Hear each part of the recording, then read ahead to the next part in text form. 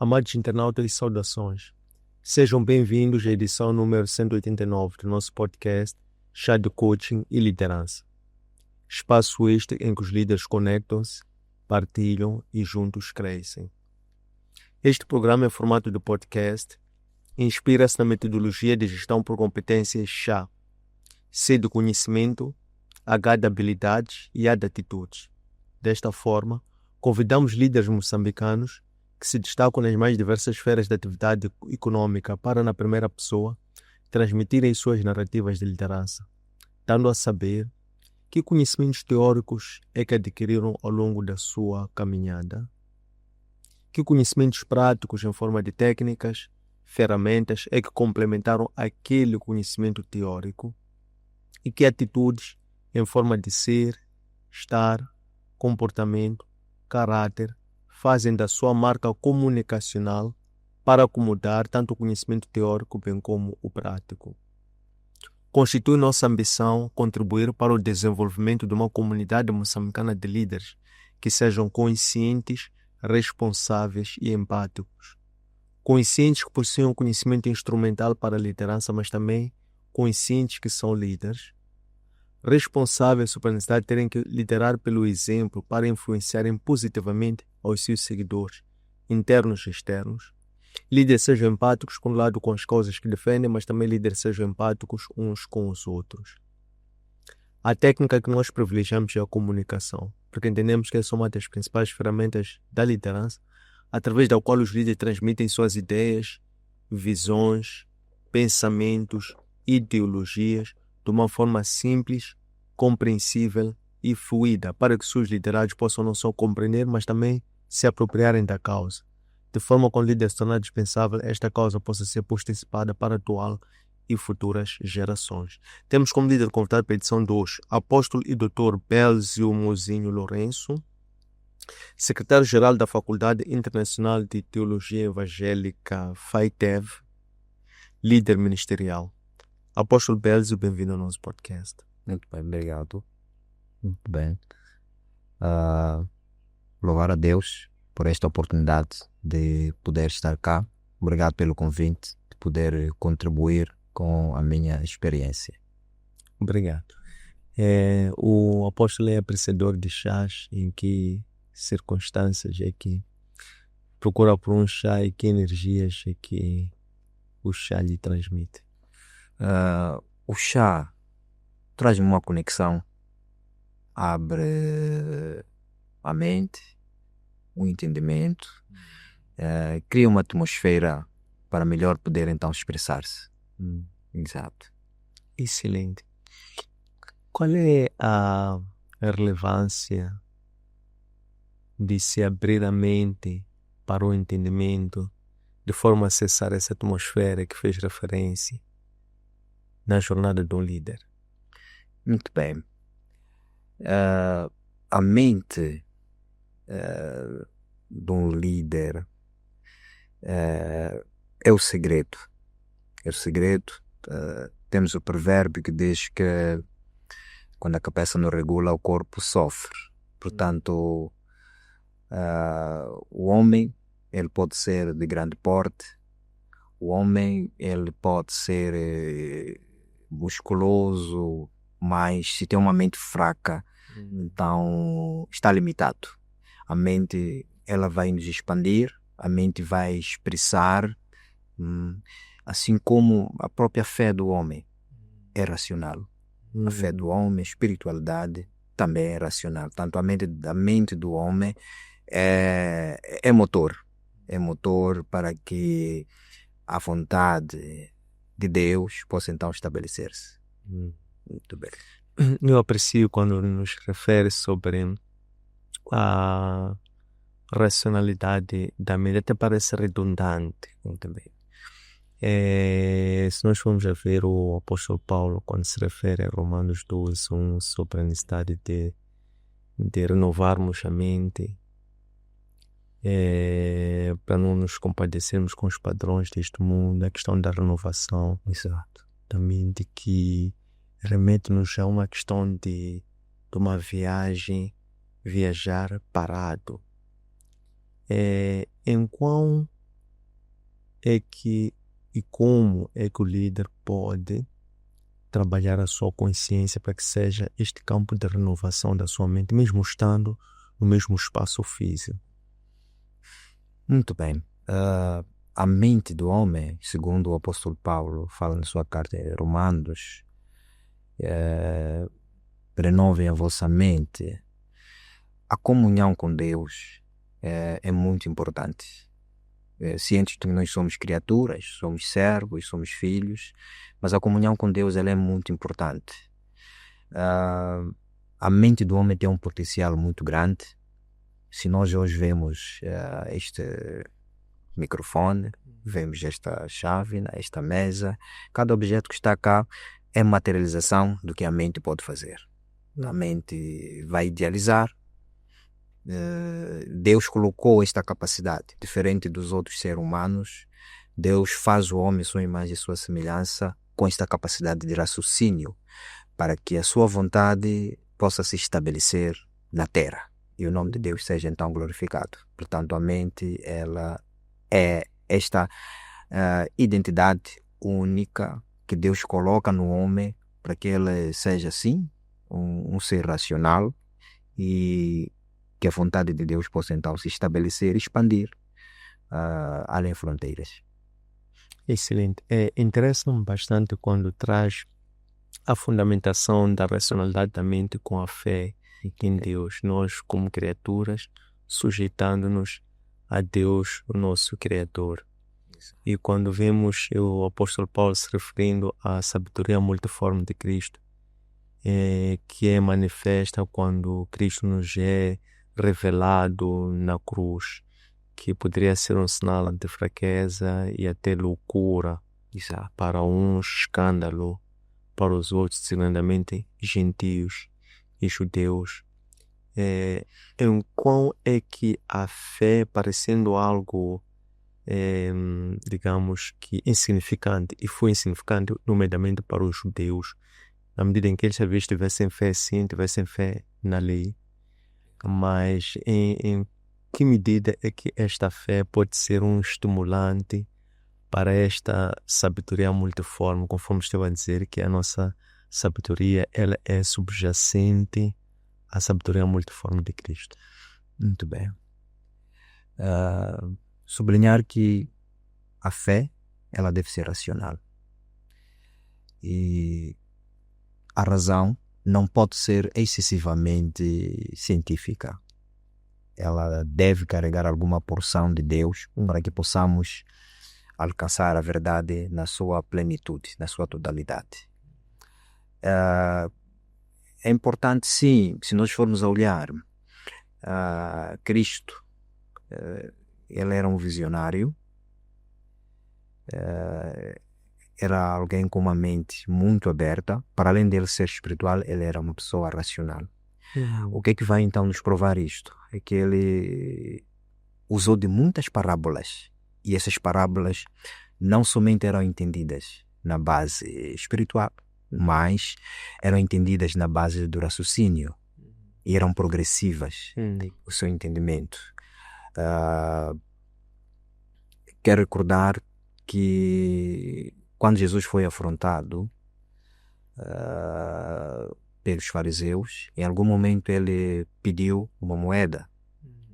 E naquele momento que ele então vai pedir uma moeda, ele diz: dá a César o que é de César e dá a Deus o que é de Deus. Para dizer, é muito importante saber gerir a carnalidade e saber gerir a espiritualidade. Essas duas coisas devem caminhar então juntas.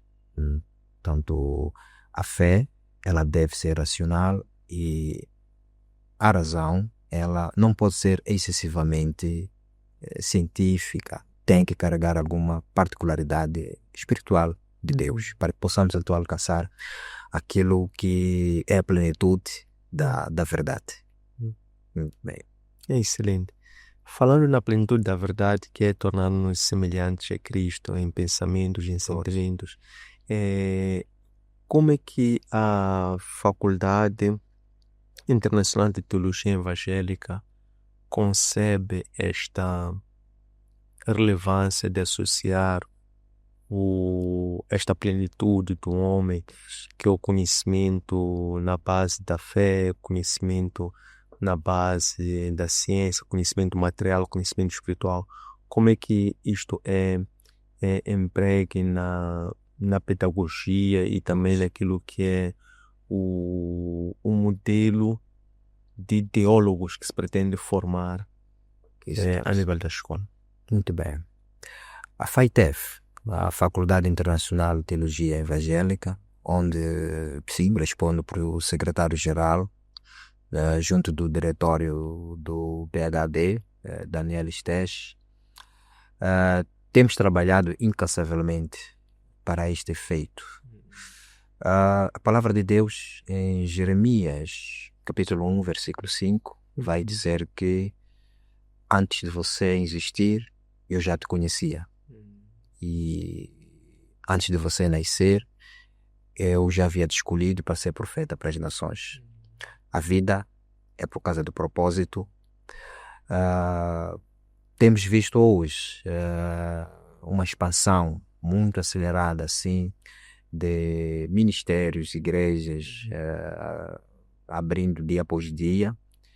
É vontade de Deus, afinal de contas Deus disse que nos últimos tempos haveria de derramar o seu espírito, não é? Usaria as coisas até tolas coisas que não são, mas é importante entender que é uma responsabilidade.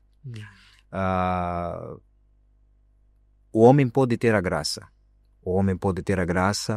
mas ainda nas Escrituras Sagradas, na carta de 2 Pedro 3,18, onde vai dizer que cresçam na graça e cresçam no conhecimento e que toda a honra seja dada a Deus, hoje e para todo sempre. Isto para dizer que o homem levanta-se para fazer aquilo que é a obra de Deus e a graça está lá, que é o favor de Deus, mas a ferramenta que é o conhecimento não está lá.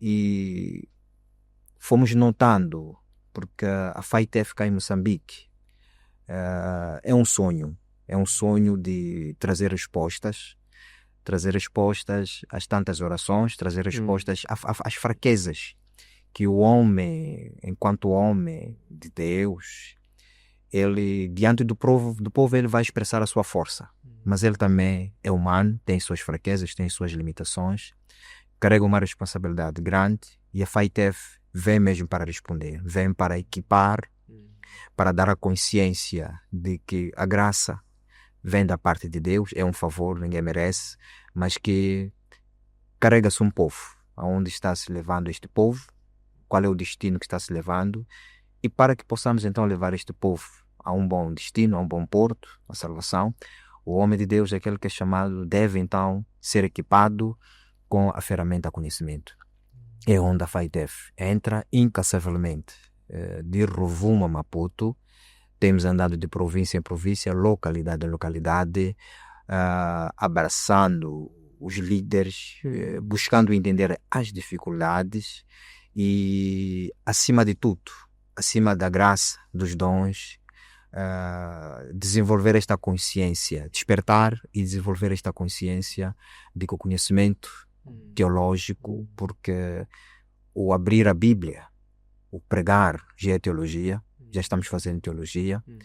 Existem muitos tabus de que a teologia vem afrontar a espiritualidade, mas a própria palavra diz: crescei na graça e crescei no conhecimento, para que o nome de Deus seja glorificado. Só com os dons e sem um conhecimento não haverá equilíbrio, não haverá balança e o nome de Deus não vai ser glorificado. O que está certo estará sendo feito de forma errada, por esta fraqueza, esta lacuna, e o nome de Deus não será glorificado. E porque a missão de Deus não faz entre quatro paredes, a palavra diz: ide, e nós vamos até os confins para abraçar. Estamos cientes de que por detrás de um homem de Deus há um povo a 50 almas, 100 almas. Alcançando um homem e equipando a ele de ferramentas, estaremos também alcançando as demais almas com o conhecimento. Apóstolo, baseando-se na dualidade, graça e conhecimento que esteve agora a explanar-nos, tendo em consideração que em Mateus 10, 17, 21, Cristo adverte aos discípulos que haveriam tempos em que eles iriam ser levados como cordeiros no meio de lobos, açoitados, para serem levados a julgamentos diante de reis, diante de governantes, mas que eles naquela altura não vão se preocupar em que dizer o Espírito Santo vai colocar-lhes as palavras em boca. E o próprio apóstolo Paulo, mais adiante, disse que a sua graça não basta, na medida em que ele também, quando é levado para o tratamento diante de festa, diante de Agripa, iniciou o seu discurso dizendo alegres pela oportunidade a querer apresentar a minha defesa. Em que medida é que a busca pelo conhecimento pode ser um impulsionador para o aperfeiçoamento da graça, para que revelar que eles, os dois, podem fazer um equilíbrio entre que é a missão da Escritura. Muito bem. A graça, ela precisa de ser norteada, precisa ser direcionada a um conhecimento. E o conhecimento ele é progressivo. A graça, ela tem dimensões que para desbloquear as dimensões da graça do Senhor. É necessário, então, que haja um conhecimento. A cada fase, cada etapa, com um conhecimento progressivo, relativo, então, a esta graça. Muitas das vezes, nós vamos ver alguém que carrega uma graça, mas ele não se conhece, ele não conhece a sua identidade. E como é que ele vai operar, como é que ele vai usar uma arma que ele então não conhece. Se temos um polícia, ele vai aos treinos, ele vai a uma capacitação para então poder executar aquilo que é a sua função. Logo, houve uma instrução, houve um direcionamento. Portanto, graça sem conhecimento é um desastre extensivo que não só vai autodestruir aquele que carrega graça, mas aqueles que estão debaixo então, da sua liderança ou debaixo da sua mentoria. Claro, excelente. Quando eu perfil de teólogos que FITEF almejam desenvolver e como é que tem estado a orientar a sua metodologia de ensino para poder obter este insight de teólogo para o mercado inteiro. Sim. A nossa filosofia e nosso padrão de formação de teólogos a nível nacional pela FITEF, Faculdade Internacional de Teologia Evangélica, baseia-se em trabalho de campo. Todos nós somos missionários. O apóstolo missionário, o prefeito é um missionário, o evangelista, todos nós somos chamados para o campo de missões. E mais do que formar teólogos, carregam teoria, precisamos de formar homens que formem outros homens. Precisamos de levantar homens que possam levantar outros homens. Cristo, na grande comissão, ele comissionou para que pudesse ir aonde ele não chegava. Logo, é importante fazer discípulos. Cristo não mandou fazer membros de igreja, mas mandou fazer discípulos, homens capazes, armados, com ferramentas precisas, que entendam quem eles são e qual é a missão, porque, afinal de contas, Cristo não veio trazer igreja. Cristo veio trazer uma missão. E esta missão está a ser cumprida através da igreja. O FITEF cooperação às igrejas, que é a igreja, temos buscado armar homens, o povo em geral, toda a sociedade, toda a comunidade cristã, de modo que possamos ser preparados para o campo de missões. Cada um de nós carrega um propósito e em algum lugar há alguém que precisa do tesouro de Deus que está em nós, para que então o reino de Deus possa avançar, não em quatro paredes, mas sim lá, naquele lugar onde Deus então poder nos enviar. Tudo bem, excelente. Nesse sentido de de missões, olhando para o lado para Lucas 9, versículos 1 a 9, Cristo explica que neste querido andar pelos chapéus. Mas também não vimos que é Atos, capítulo 19, se não me engano, ou também a igreja em Antioquia reúne-se e depois eles são revelados pelo Espírito Santo a necessidade de terem que separar profeta, mestre neste caso, Barnabé e Paulo, para que eles também fossem a missão. E eles, quando saem dali, vão com o encargo de terem que fazer-se a esses locais para levar a revelação, para levar Cristo ressurreto, e introduzem-se, neste caso, às sinagogas. Chegar às sinagogas, fazem o seu trabalho, antes depois de terem passado também por outros locais que foram evangelizar Sérgio Paulo e também para Jesus, depois vão para as sinagogas. E chegar lá às sinagogas, são bem recebidos por uns e rejeitados por outros. Neste caso, são rejeitados por judeus e começam a ser aclamados por gentios. De que forma é que esta questão de formar, treinar missionários é efetivamente esta desconstrução que esteve aqui a dizer, eclésia não no sentido físico, mas no sentido espiritual? Missionários que não sejam somente aqueles que estão posicionados no local físico, mas também estão nesta progressão. Qual é a importância desta missiologia, posso assim dizer, ou desse sentido missionário, na formação de outros? A necessidade de termos a consciência de que, mais do que liderar ministério, que é um serviço, mais do que liderar a igreja, somos chamados como missionários do reino de Deus. E o reino de Deus não limita-se a paredes, não limita-se à denominação, à placa da igreja. E é mais além. Deus pode querer nos usar, luz da nossa estrela, tal como os magos viram a estrela do menino Jesus, seguiram ela.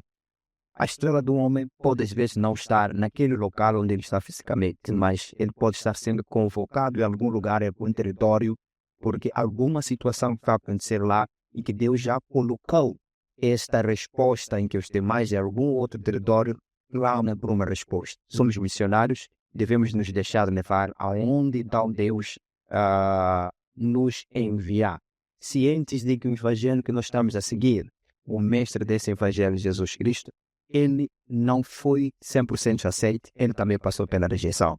Enquanto levantarmos, fazemos missões teológicas para desenvolver e prosperar aquilo que é o reino de Deus, contamos, fazemos mapeamento de possíveis dificuldades que possam se levantar no local e eventuais também que possam se levantar no devido lugar. Devemos ter estrutura emocional, espiritual e, acima de tudo, estarmos fortalecidos naquilo que é a graça do Senhor. Ele é o dono da missão, é o nosso sustento, o nosso suporte, e não queremos simplesmente ser aceitos, senão nós seremos genuínos. Quando somos também rejeitados, então entendemos que estamos no bom caminho. Excelente.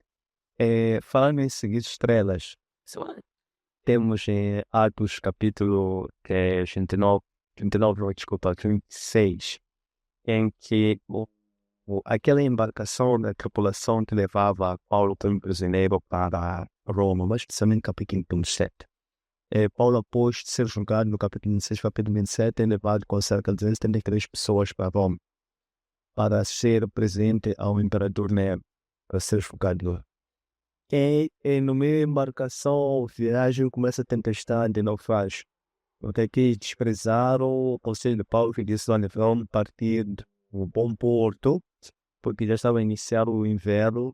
Consequentemente, as condições de navegação poderão piorar ao longo do caminho. Eles desprezaram, disseram: o que é que tu entendes de navegação? E o capitão decidiu que o barco deveria avançar. Mas porque eles confiavam os treinos, confiavam na lua, e por causa da tempestade já não tinha estrela, não tinha lua e não sabiam como se direcionar, ficaram perdidos. Até que ali Paulo através da visitação do anjo noite, ele disse que ninguém vai morrer. Qual é a importância desse sentido missionário do servo? Se nós, por exemplo, olharmos para Lucas capítulo 9, em que diz assim, não levem nada, levem somente a vossa fé e a oração. Se nos dias de hoje, sempre nós queremos nos preocupar, às vezes, antes de chegar à missão, antes de fazer a missão, queremos saber sobre logística, sobre como iremos ser recebidos, e que condições poderão existir para o nosso trabalho por Índia. Qual é a importância de nós, na questão de seguir as estrelas, quando as estrelas já não estiverem a brilhar, temos presente a questão de que em cenário o principal recurso que tem é fé e oração, e não recurso logístico, material, totalmente. Bem, eu louvo a Deus por essa questão, porque a FAITEF, como instituição de ensino, foi ministrada no seu coração, no seu espírito, pela graça do Senhor, que 2026 será um ano com o lema valores cristãos, unindo nações através do ensino teológico. É tempo de nos levantarmos para as missões, é tempo de entender que somos missionários, independentemente do chamado, do dom, somos todos missionários de Cristo, mas é importante entender que somos missionários, porque há uma missão. Aquele que é a missão em pessoa, ele habita dentro de cada um de nós. E é importante ouvir a voz dele. Ele que nos ouvia, ele que tem um protocolo, tem a logística, tem a provisão. E muitas das vezes podemos então pensar que a provisão está agora, mas a provisão ela já está declarada no Espírito, e lá onde nós vamos, os provedores estão lá, Deus já cuidou de toda a logística. Temos que ser mais ousados, ter essa coragem, não sermos missionários essencialmente ou excessivamente urbanos, mas irmos ao campo rural, pois lá há trabalho e Deus quer nos usar de forma tremenda. Precisamos de ouvir, nos lembrar quem nos chamou, como Ele nos chamou e que Ele é o provedor máximo, é o visionário máximo, aprender a ouvir a voz dEle, pois a missão vive dentro de nós e devemos então nos mover aonde Ele dá o poder enviado. Excelente. Quando fala-nos ouvir a voz dele como um ponto de referência, porque a meio do caminho sempre podemos ouvir outras vozes que eventualmente podem já não ser a dele, como também antes de ouvirmos a voz dele, ouvíamos outras vozes. Qual é a importância da teofania e como é que se mantém nesta zona de audição desta voz, que às vezes até são desertos espirituais, como foi o caso de Elias, em que ele só voltou a ouvir a voz de Deus quando foi desejar a morte no deserto, porque ele ficou com medo da ameaça de Jezabel. Foi para o deserto exigir a morte, é quando Deus começa a falar com ele. Qual é a importância de ouvir a voz para ter essas teofanias de forma a ter um sucesso nas nossas missões? Muito bem. Para que haja uma missão, é preciso que haja uma visão. E nesta visão há uma voz, dentro desta voz há uma mensagem. Há uma primeira voz que fala, que é a voz de comando, que nos faz então deslocar. Em momentos difíceis, precisamos de discernir as vozes, porque muitas vozes levantam-se, mas é importante ter um relacionamento direto com aquele que lhe enviou. É preciso, se no ponto de partida ter que questionar algo, questione logo no ponto de partida a primeira voz, para que ela possa te sustentar, para que você possa estar seguro, avançar e em momentos difíceis buscar sempre a primeira voz para te trazer respostas, pois é ela que será motivo de fortaleza em todos os sentidos e vai iluminar o caminho para que possa então poder prosseguir. Muito bem. Qual é o propósito de vida do líder Belzi? O propósito do líder, do servo, do teólogo Belzi Mozinho Lourenço é promover o fortalecimento espiritual, emocional das famílias, da comunidade em que estou inserido e da sociedade cristã. Não podemos ter uma sociedade forte se não temos uma comunidade alcançada por nós que fomos inseridos lá. Não podemos ter comunidades fortes se não então trabalharmos nas famílias. Uma comunidade é composta de famílias. Eu tenho paixão e esta paixão identifica-se. Estar no lugar, ser a luz, ser o sal da terra e ser a luz dita então nas escrituras sagradas. Alcançar tanto a minha maior tarefa, o meu maior ganho, lucro, é poder fazer a diferença na vida dos outros. É poder descobrir a minha razão existencial, o meu propósito, que assim como uma mangueira, ela não dá mangas para ela se alimentar. Os outros é que alimentam-se daquelas mangas. Portanto, louvo a Deus que tenha usado-me no ministério e através então da faculdade para poder alcançar, para que os outros possam beber um pouco da água, comer um pouco do alimento que Deus colocou em mim. Esta é a minha razão essencial, este é o meu propósito, são os outros, não sou eu, porque tenho dito que quando estou com um problema, eu digo, Pai, não é meu nome, mas é em nome de todos aqueles que estão numa situação esta em que eu estou. Pai, ilumina os meus caminhos. E Deus nunca falha, Ele ilumina. Porque o meu grito não foi egocêntrico, foi cristocêntrico, entre aspas, outrocêntrico. Amém. Excelente. Falava aqui da questão do fortalecimento espiritual e emocional. E falava da questão do grito que leva para aquele que lhe comissiona neste caso.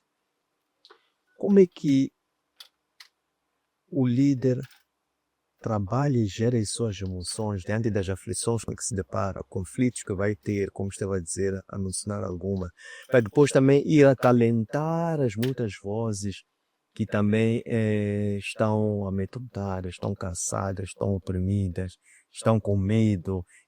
Como é que há este trabalho, há esta relação entre o líder no momento prévio, separado antes, e para ele poder também aqui se preparar para depois ir atuar e agir como alguém que vai pastorear as pessoas também, elas poderem ser curadas, regeneradas, fortalecidas, emocional e espiritualmente falar. Louvado seja Deus. O meu padrão, maior exemplo é Jesus Cristo. Quando Jesus Cristo prova-nos que Ele 100% homem, quando Ele recebe a notícia da morte de João Batista, Ele ficou chocado, era homem, ele tinha sentimentos, ele era alguém também com emoções, isto lhe abalou. E a Bíblia diz em um versículo, chorou. Esse choro não foi no espírito, esse choro foi na alma, ele era a pessoa. Mas o que estava em causa e o que me chama mais a atenção é o que ele fez. O que ele fez naquele momento. Ele buscou conectar-se mais. Ele lembrou-se que está num momento em que o estado da alma dele está abalado. E ele foi à fonte. Ele foi à fonte. Precisamos de identificar qual é a nossa fonte. Precisamos de estar claros de quem é o nosso Supremo, acima de tudo e de todas as circunstâncias da vida. É nele que é onde nós vamos para que podemos chorar, para que podemos exprimir-nos, salmodiar e dizer, Pai, socorro, estou num momento, mas eu sei que a tua graça me basta, assim como disse o apóstolo Paulo. Falando em choros de crentes, talvez nesse que foi o último choro, quando eles têm passão em Jerusalém e olha para o templo, aliás, olha para Jerusalém, vê a condição espiritual de Jerusalém e chora. E depois, de seguida, ainda neste mar de tristezas, dirige-se ao templo e vê o templo também com mercenários, assaltado por mercenários. Qual é o papel e de que forma é que o FAITEF tem estado a contribuir para que os líderes espirituais tenham a consciência de primarem por velar pela santidade da casa de Deus como uma casa de oração, tal como Cristo defendeu ao ponto de segurar uma vara e pessoalmente expulsar mercadores e cambistas. Louvado seja Deus. Esta não é só uma pergunta, é uma bênção para nós como FAITEF. 2024. O lema das nossas missões foi resgate de valores cristãos através do ensino teológico. Valores são muito importantes. Há valores que estão ficando em causa, estão ficando perdidos, porque não sabemos a história da igreja. Somos protagonistas, somos ceifeiros da seara, da obra do reino de Deus, mas sem conhecer aquilo que é a história da igreja. Existem princípios que precisamos então de entender, e nós como FAITEF estamos então lutando para repor valores então que estão em casa. Sem estes valores, perde-se então a essência, o sério estar então da igreja, e começa-se a fazer aquilo que dá certo e não aquilo que está certo. E a casa do Senhor não é mercado, somos missionários, não somos mercenários. Portanto, hoje em dia a perca dos valores morais, valores espirituais, tem feito com que os líderes do dia 2 fazem aquilo que dá certo e não aquilo que está certo. E é esta complicação que então vivemos. Mas, mais do que identificar problemas, temos que trazer soluções. E é por isso que a FAITEF está cá, levanta, distrito a distrito, província a província, para resgatar esses valores. Não para confrontar, mas para trazer aquilo que é a verdade plena e total, e chamar a consciência para que possamos ter igrejas fortes, genuínas e naquilo que é a missão de Cristo. Amém. Excelente. Olhando para, eu poderia perguntar, por um lado, ao apóstolo, qual é o livro que leu e que mais falou consigo, que é uma das perguntas que vou fazer, mas a segunda também acoplada a essa, olhando para as escrituras sagradas. Qual é o escritor ou qual é o livro que mais aprecia o estilo de escrita e por quê? Muito bem. Eu aprecio bastante. Temos um servo de Deus. Não vou atravessar fronteiras, vou falar mesmo ali para eterno, nacional.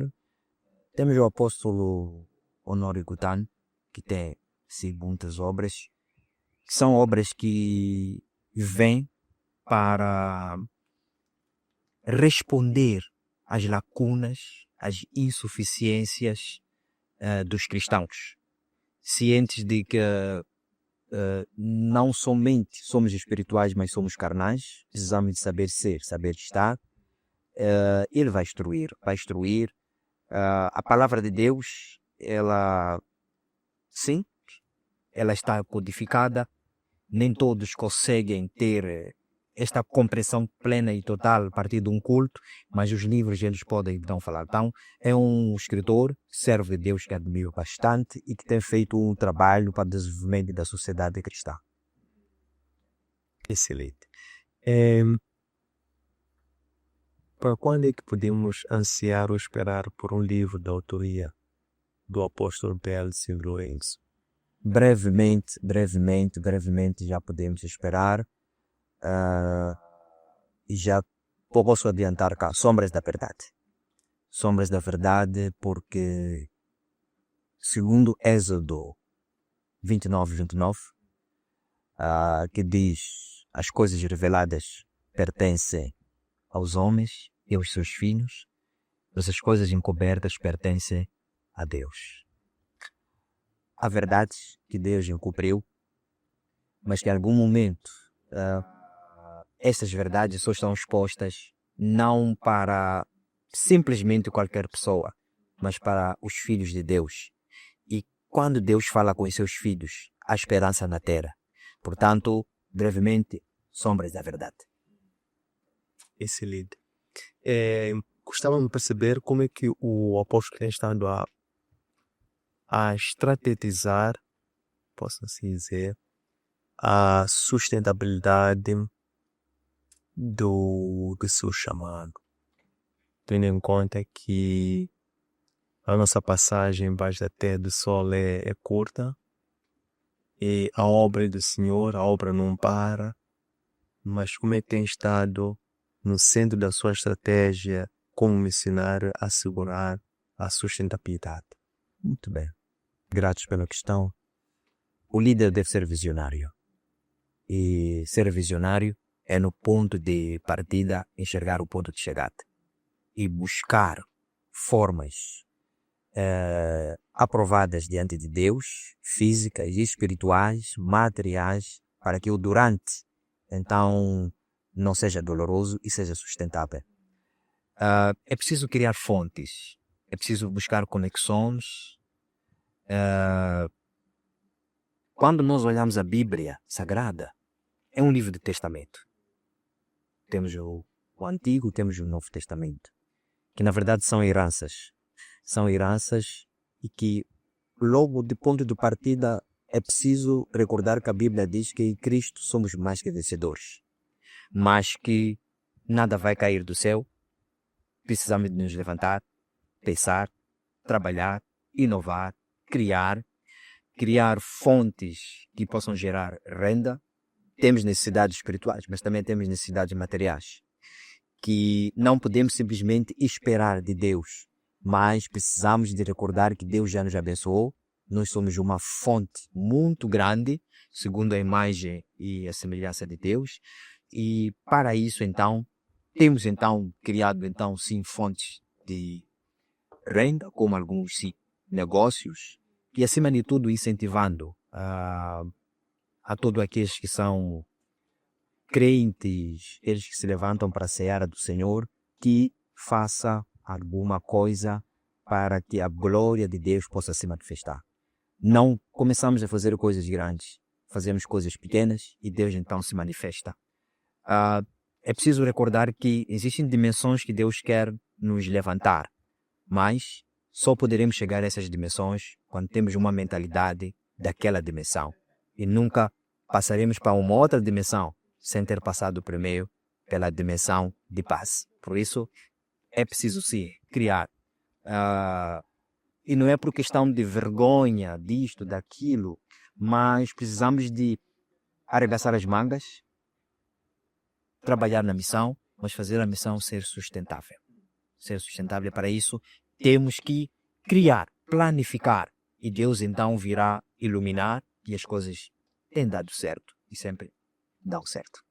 Excelente. Por fim, gostávamos de saber do apóstolo como é que se prepara diariamente no seu espaço individual privado para poder obter um equilíbrio mental, emocional, físico e espiritual antes de se juntar às suas equipes nas diversas demandas onde exerce a liderança.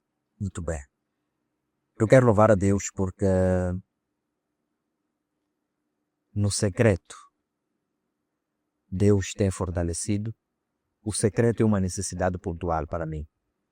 O público, a exposição pública não faz nenhum sentido sem primeiro esta composição, esta planificação. Ouvir a voz de Deus ajuda a planificar. Ouvir a voz de Deus ajuda-nos a saber a vontade dele para esta semana, para este mês, para este trimestre. E isso nos faz declarar metas desde o ministério, desde as missões teológicas. Portanto, um tempo secreto particular com Deus. O particular com Deus é o segredo de tudo. Para que possamos então ouvir a voz daqueles que nos chamou, cientes de que sem Ele não somos nada. Ele é o nosso alicerce, Ele é o nosso suporte. Portanto, o segredo é o particular com Deus, para que faça então sentido então o lado já da exposição pública. Muito bem. Queremos agradecer esta oportunidade que tivemos de aprender o seu chá de liderança. Desejamos-lhe muito bom ano e continue a usufruir de muito mais oportunidades desse secreto, buscar o Senhor e que Ele possa o exaltar sempre e continuamente em público. Graças a Deus. Muito obrigado. Obrigado. Estas lições encontram postado nossos arquivos digitais, nossas páginas de Facebook, de Instagram e de YouTube. Antônio Sende, LDA, nossos aplicativos para plataformas Android, Elo-App, nosso webpage www.academiaserve.com. Espero que gostem, um abraço de luz e até breve.